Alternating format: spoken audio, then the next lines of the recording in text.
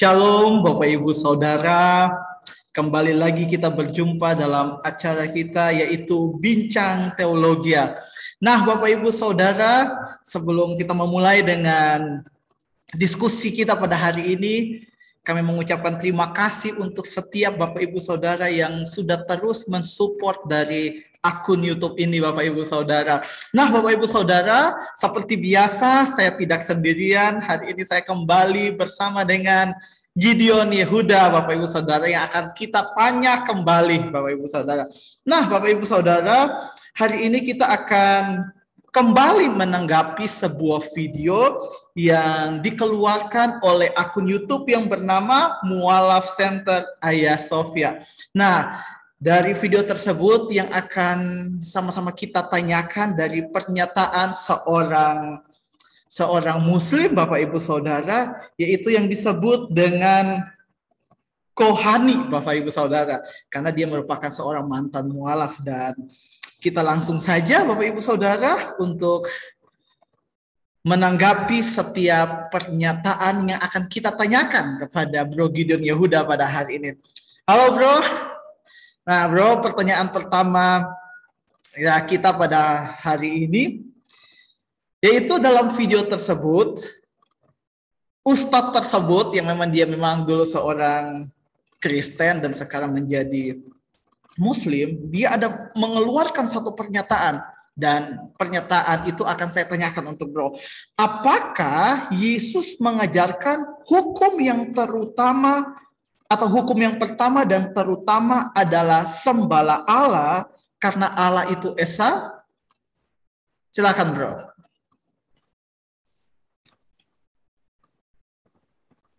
Ya, terima kasih Bro Eki. Ya tentu Yesus mengajarkan betul bahwa sembahlah Allah yang Esa. Berulang kali kita berbicara mengenai natur, itu tidak bisa dilupakan ya. Jadi natur yang tertinggi dalam kehidupan itu memang hanya satu, yaitu Yahweh menurut Alkitab. Jadi kalau kita tidak bisa mengatakan bahwa tidak ada yang lebih besar, ada yang lebih berkuasa daripada Yahweh. Nggak ada, cuma Yahweh satu toh.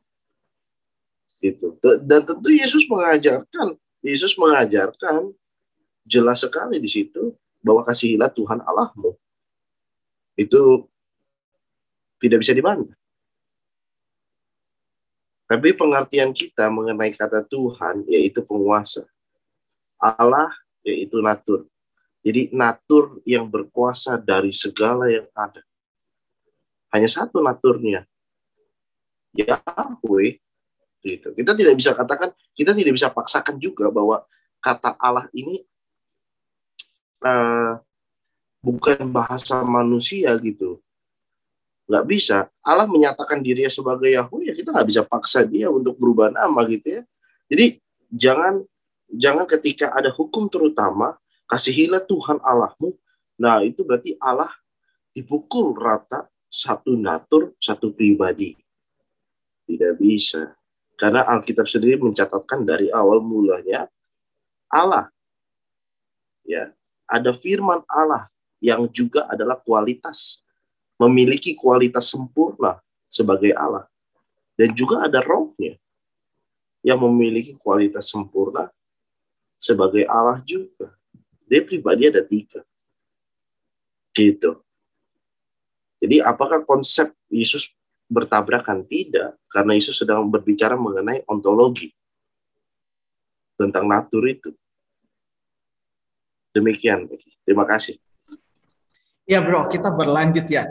Ketika Kohani Kristianto dia menyatakan bahwa Yesus mengajarkan bahwa kita semua harus menyembah Allah, dan dia bilang menyembah Allah yang Esa itu, dia bilang bahwa sebelum Yesus udah ada Musa. Musa mengajarkan yang sama, kemudian Yesus, dan kemudian Nabi Muhammad juga mengajarkan yang sama. Dan dia bilang bahwa itu juga dituliskan di dalam Alkitab bahwa Nabi Muhammad akan mengajarkan yang sama. Dan dia menyatakan bahwa itu dituliskan di dalam Alkitab. Pertanyaannya, bro, apakah benar bahwa Nabi Muhammad ini dituliskan di dalam Alkitab untuk mengajarkan sama seperti yang Yesus ajarkan? Silakan, bro. Iya.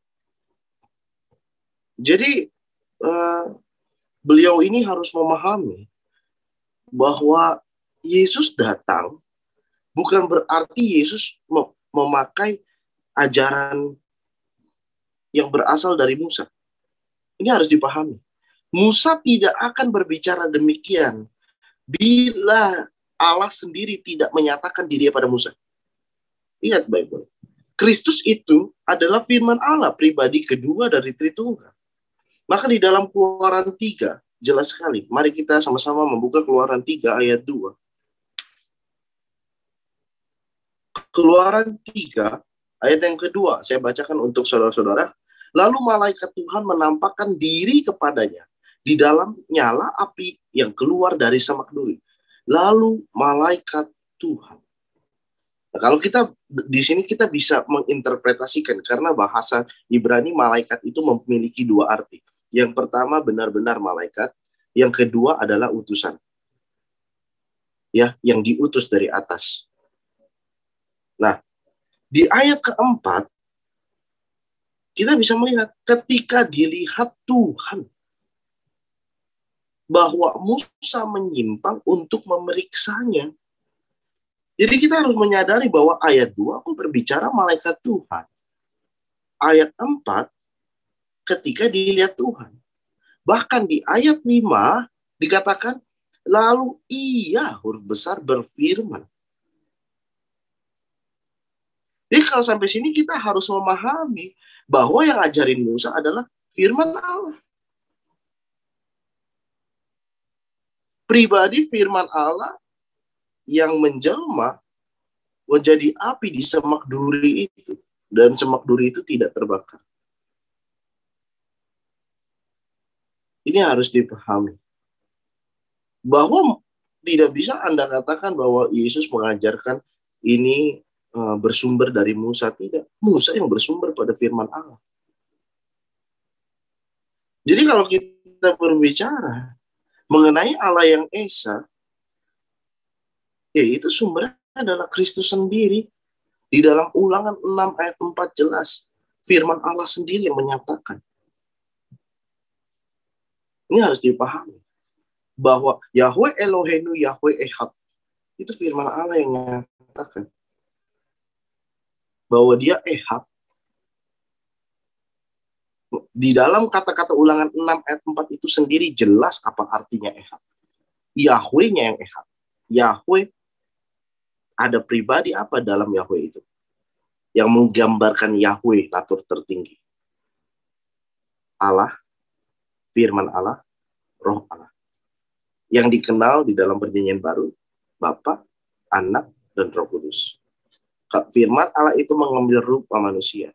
Dia kan yang mendesainnya. Dia yang merancangkan manusia itu kalau punya keturunan memang harus dilahirkan. Tidak mungkin dia melanggar apa yang sudah dia desain. Jadi dia mengikuti alur itu dengan cara dilahirkan. Maka firman Allah disebut anak Allah. Disebut anak. Bapaknya siapa? Ya Allah. Dan Roh Kudus. Nah ini harus memahami bahwa Esa ini kembali. Harus dikembalikan kepada pengajaran Alkitab. Ya kalau tidak dimengerti, Alkitabnya yang disalahin. Kan gitu ya. Ya sekian dari saya. Ya bro. Kita berlanjut ke pertanyaan yang ketiga. Nah, jadi konteks dari Kohani ini berbicara adalah dia sedang mau memualafkan seseorang yang ada di situ yang mendengarkan dia dan kemungkinan orang tersebut beragama Kristen sehingga dia banyak membicarakan sisi Kristennya dia karena memang Kohani ini adalah seorang Kristen dan ada satu pernyataan dia yang akan saya tanyakan ke bro begini bro. Kohani menyatakan bahwa Dia masuk atau memilih untuk menjadi seorang Muslim karena dia mencintai Yesus. Nah, pertanyaannya, bro, apakah orang yang mencintai Yesus pasti akan masuk ke agama Islam? Karena kita lihat bahwa ya contohnya kita ya, kalau kita masih Kristen, apakah karena kita nggak cinta Yesus sehingga kita masih tetap Kristen, atau seperti apa dari pengertian dari cinta akan Yesus itu, bro? Ya, thank you, bro. Kalau berbicara mengenai cinta Yesus pasti masuk Islam, itu adalah hal yang sangat saya pertentangkan. Bukan berarti saya membenci Islam, tidak sama sekali. Saya tidak membenci kerabat-kerabat saya, teman-teman saya beragama Islam, saya hormati mereka. Saya tidak membenci keyakinan mereka. Tapi kalau Anda berbicara statement mencintai Yesus, pasti masuk Islam. Itu saya akan tolak.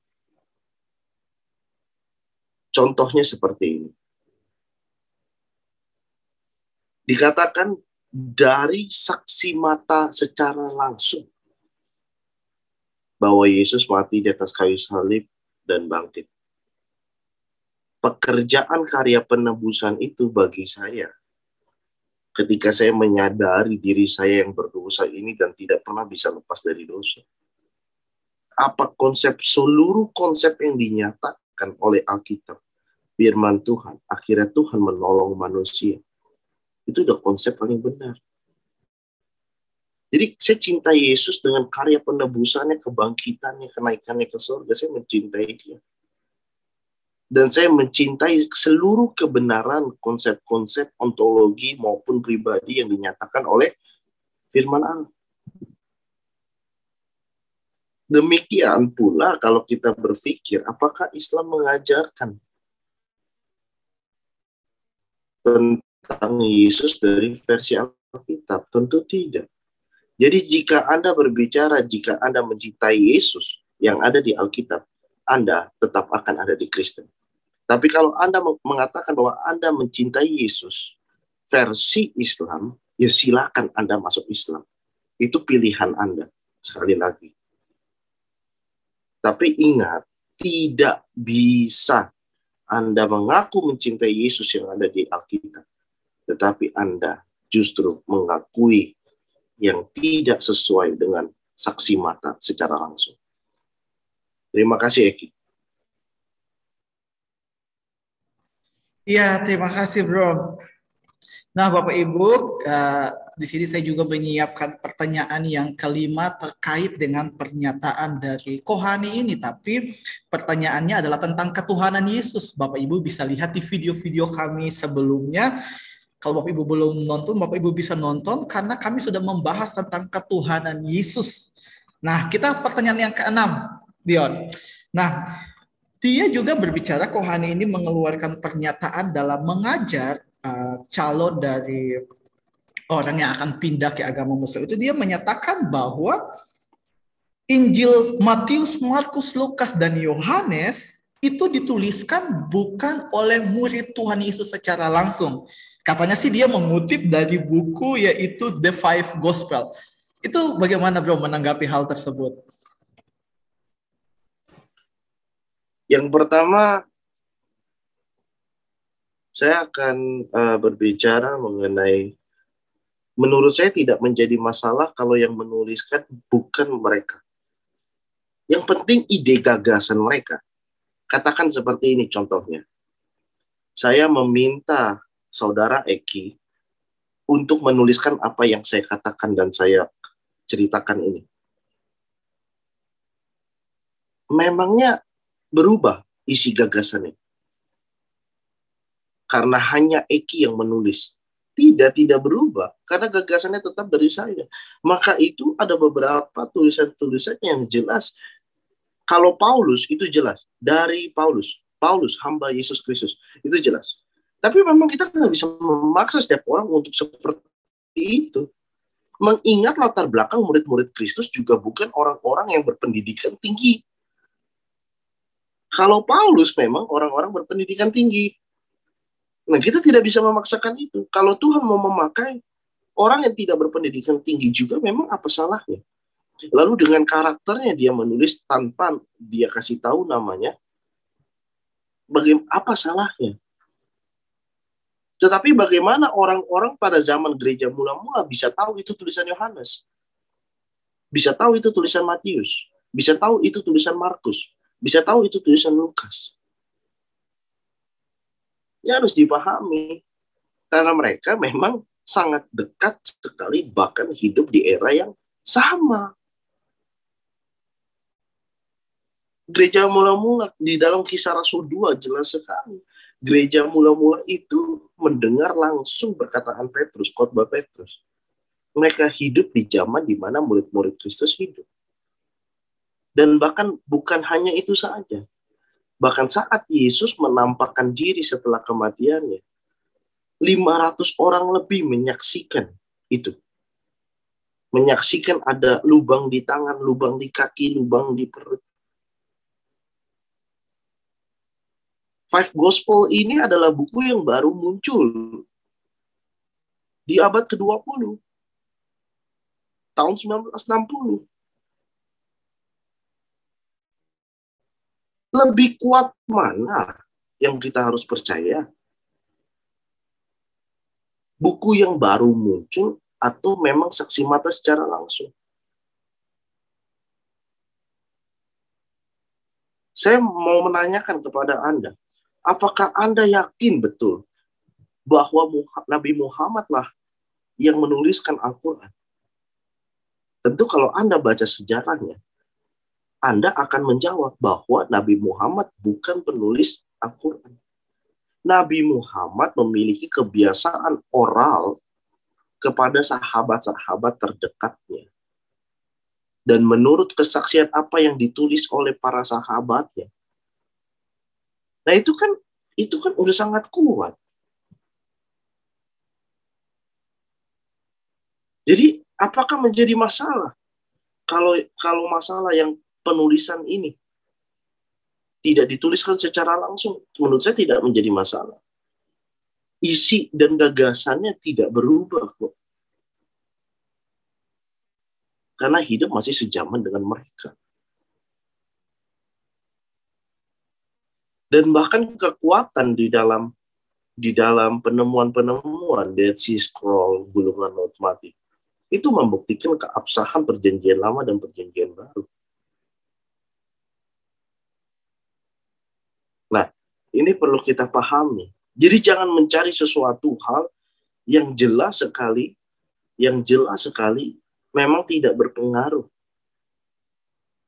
Lalu dicari-cari permasalahan itu untuk menjatuhkan orang lain, itu tidak baik. Itu sangat tidak baik.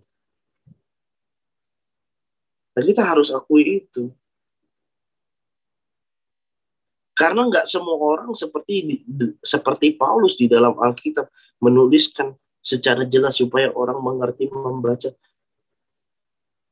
Ya murid-murid Kristus dengan latar belakang yang beragam, pendidikan yang beragam, Anda mau paksakan? Tidak bisa. Jadi Anda perlu observasi nanti, jangan cepat-cepat dalam menyalahkan atau ingin menjatuhkan esensi dari Alkitab. Karena hal-hal seperti itu adalah hal-hal yang menurut saya sangat tidak berpengaruh sekali terhadap penulisan, ide gagasan penulisan. Gaya bahasanya mungkin penulis dengan Yohanes atau Markus atau Lukas atau Matius mungkin berbeda. Tapi ide gagasannya itu sangat jelas sekali. Jadi perbedaan satu kata, perbedaan dua kata tidak menjadi masalah. Yang penting idenya itu, pemahamannya itu yang penting. Karena orang Kristen, kita harus memahami, orang Kristen itu bukan berfokus kepada menghafal Alkitab. Kita berfokus untuk memahami konsep dan prinsip dan idealisme dalam Alkitab. Konsep inilah yang kita pertimbangkan, sehingga kita memiliki iman yang kuat. Ya, menurut saya demikian. Terima kasih.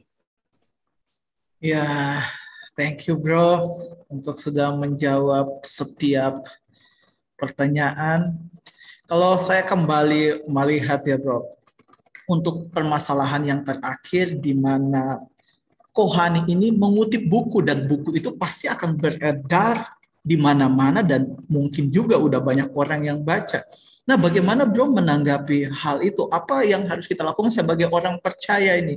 Apa yang harus kita lakukan dalam menyikapi setiap ya mungkin buku-buku, mungkin video-video yang mungkin beredar di YouTube atau di mana aja, bagaimana kita menyikapi itu supaya kita tahu bahwa ini sesuai, ini tidak sesuai. Apa yang harus kita lakukan, bro? Supaya kita tidak salah dalam mengambil kesimpulan dalam suatu hal.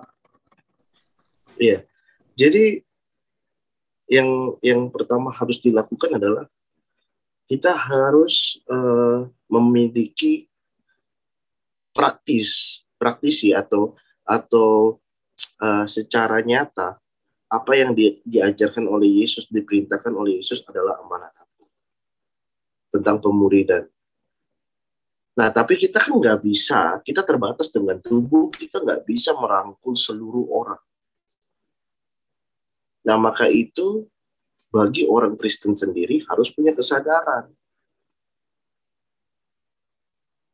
Ya, harus punya kesadaran. Jadi mau beredar seperti apapun nggak masalah. Tidak menjadi masalah kalau iman kita kuat, nggak jadi masalah. Tidak menjadi masalah kalau kita memahami konsep cara pola berpikirnya untuk memahami firman Tuhan, itu nggak jadi masalah. Ya. Nah, yang satu lagi, buku Five Gospel itu isinya itu banyak sekali yang mengatakan bahwa ini bukan perkataan Yesus, itu bukan perkataan Yesus. Sekali lagi, saya mau kasih tahu, buku itu tidak ada kekuatan sama sekali bila dibandingkan saksi secara langsung, yaitu para murid dan para rasul. Buku itu sama sekali tidak ada kekuatannya. Mau mereka disusun oleh banyak orang-orang pakar-pakar ya zaman sekarang, tetap lebih kuat mana saksi mata secara langsung atau tidak. Contohnya begini, saudara-saudara. Tahun 45 kemerdekaan Indonesia. Ya, Bapak Ibu pasti dan saudara-saudara tahu siapa yang menjahit bendera Indonesia. Terus saya dari tahun 2020 saya berkata bahwa sejarahnya tidak seperti itu. Indonesia merdeka itu tahun 1970. Ya. Yang jahit bendera bukan Ibu Fatmawati, bukan. Saya bisa aja berkata seperti itu. Tapi kan saksi mata nggak bisa bohong. Saksi sejarah nggak bisa bohong. Saksi dokumentasi tidak bisa bohong.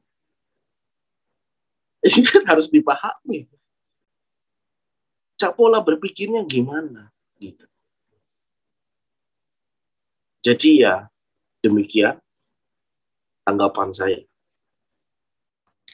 Ya, terima kasih bro. Sekali lagi terima kasih udah menjawab dan biarlah setiap apa yang bro sampaikan menjadi berkat untuk kita semua. Dan kalau Bapak Ibu merasa apa yang kami bicarakan, apa yang kami diskusikan ini memberkati Bapak Ibu Saudara, jangan lupa untuk membagikan video ini kepada setiap orang yang Bapak Ibu kenal supaya semakin banyak orang bisa mengenal kebenaran. Ada terakhir yang mau disampaikan Dion sebelum kita menutup acara kita pada hari ini? Yang mau saya sampaikan, biarlah kita semakin bertumbuh, mempunyai iman yang sejati, ya, bukan hanya iman menurut diri kita bahwa kita percaya, tetapi kita punya iman menurut apa yang Alkitab jelaskan, definisi itu mengenai iman. Jadi demikian, dan kita semua bisa lebih kuat lagi di dalam Tuhan, bisa lebih mengerti lagi dan banyak jadi berkat, mengasihi Tuhan dan mengasihi sesama lebih lagi. Terima kasih, Bro.